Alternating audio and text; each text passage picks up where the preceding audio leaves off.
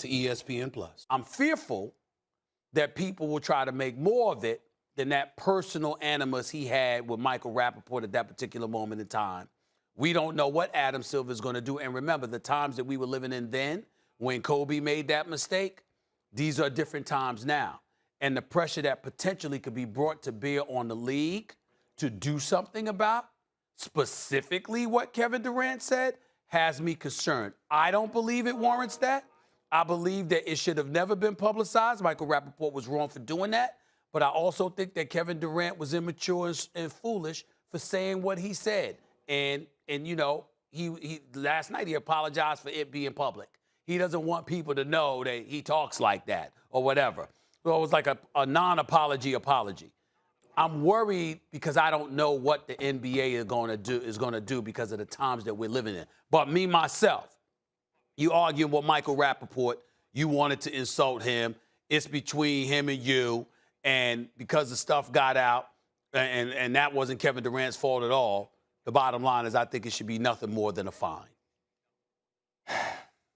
There should definitely be a fine. There, at least. There needs to be a punishment. Yeah. Two things I noticed about KD's response. Then I want to address some of the stuff Sure. you said. Number one is, as you mentioned, he didn't apologize for using the language. He apologized for others hearing what he said in private publicly. Right. Right. The other thing is, and the reason he really needs to be punished is there was a threat in the direct message. Mm-hmm. There was a threat. If you say you're going to show up and spit on somebody, I can't wait to see you in person, etc., that's a threat. Mm-hmm. Once you get to a threat, that's an automatic punishment. And you put it in writing, too. Now, KD may have thought, look, we're handling this between two people. Yeah. That's exactly what he thought. Right. And I understand why he would think that. You put it in writing. If you threaten someone in writing and they choose to make that public, that's your problem. Shouldn't have put it in writing, I guess. When you say the gay community, if the gay community takes offense, then to me the problem with that is the gay community is not a monolith. Correct. You know, saying black people, Jewish people, white people, Asian people, gay people, whatever group you want to mention, they're not a monolith. There are individuals within that group who think very differently, even opposite each other, right? And so to me, it's really about just being socially conscious and doing the right thing. That means all of us. So the language he used, which is now public, that needs to be punished, and the threat needs to be punished. And furthermore, the issue I have is that KD, as you touched on both before the show started on air and just now, he doesn't seem, I don't think he doesn't understand.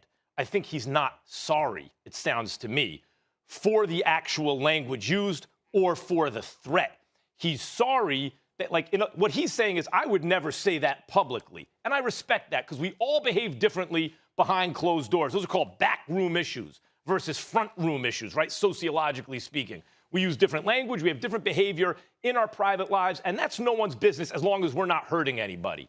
If that becomes public, now you have some explaining to do.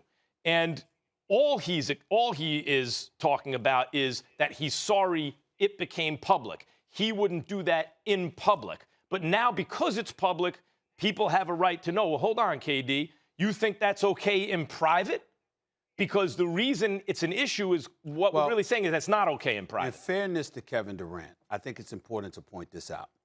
I don't think that he's saying what he said is okay to say in private. I think his mentality is, I'm not talking about, I didn't mean any harm whatsoever to the gay community or anything. I'm talking about that dude, Michael Rappaport. That's who I was directing my comments at, specifically to him. Yes, I'm not talking about anybody else. And I think that's why he was unapologetic. I surmise, I haven't spoken to him. I surmise that's why he was unapologetic, because his ire was directed at one specific individual, whereas with Donald Sterling was like, hey, why you gotta hang around with black people? I mean, what do you get out of it? I mean, why is it important for you to be around black people? Okay, and so that you're generalizing, and you're castigating an entire community, and you're really showing us that plantation mentality that we assumed you had to begin with, and it just got confirmed via a secret taped conversation with your mistress. In the case of Kevin Durant's mentality is, I was cussing out this dude. But here's the problem with that. And I'm not saying, no. I'm not saying it's not a problem. I'm saying to get to your point about what Kevin Durant was non-apologetic about.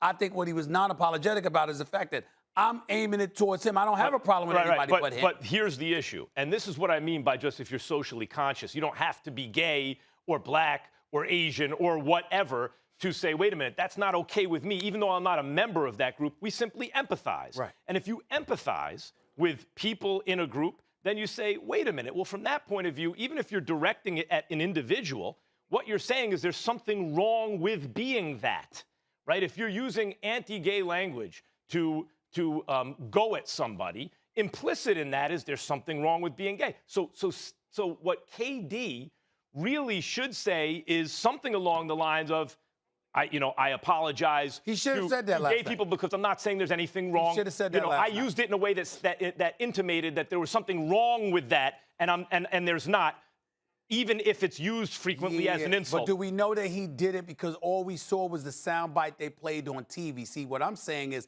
I don't know if Kevin Durant elaborated and actually did say that last night. Maybe. And that's not the part that was aired. I don't know that. And then finally, what we really haven't dealt with is the threat.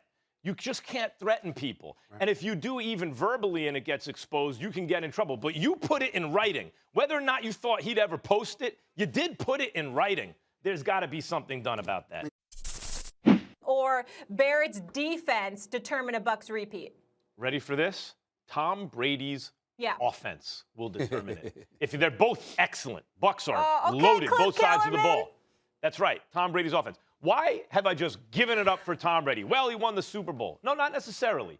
Because you can game manage your way to a Super Bowl if you have absurd weapons on offense and a great defense and a running game, and you get a little lucky. And that's not what I saw from Brady. I saw a great quarterback still. I just give it up. I think that I was wrong and others were right when they said at the end of his tenure in New England, he simply didn't have the weapons. Seemed to me he couldn't do it anymore. Shorter and shorter passes, right? Like fewer yards per attempt. But not only that, he was missing receivers every which way. Long, short, left, right. Like, it didn't matter. I thought, no, the guy's getting old. Nope. He showed that was not the case. And you saw New England without him. Same thing, no offense. Nope. It's one thing to have an embarrassment of riches. It's another thing to use them competently. And it's another thing still to use them at a very high level, which is what Brady did. I give it up. That's why he threw 40 touchdowns last year. That's why the Bucks had the third highest scoring offense last year. And he had to do it in a COVID year, without a preseason, with a coach who seemed to have the opposite offensive philosophy that he had. Now, you add to that the fact that AB is going to have a whole season. You understand how good Mike Evans and Chris Godwin are, who are still there? If AB is healthy and is acclimated, he's by far the best offensive weapon they have on the team.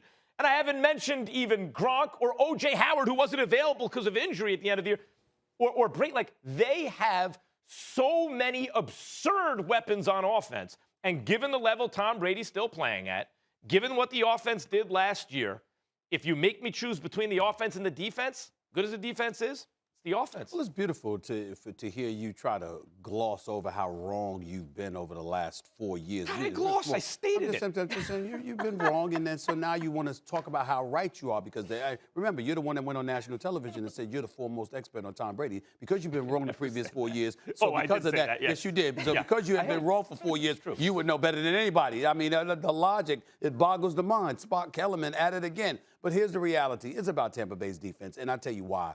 Because of the residual impact of what transpired in the Super Bowl shows you what a stout defense can do if you can get to the passer, if you can disrupt. Think about this for a second. Think about all the greatness, all the laudables you threw in the direction of Patrick Mahomes.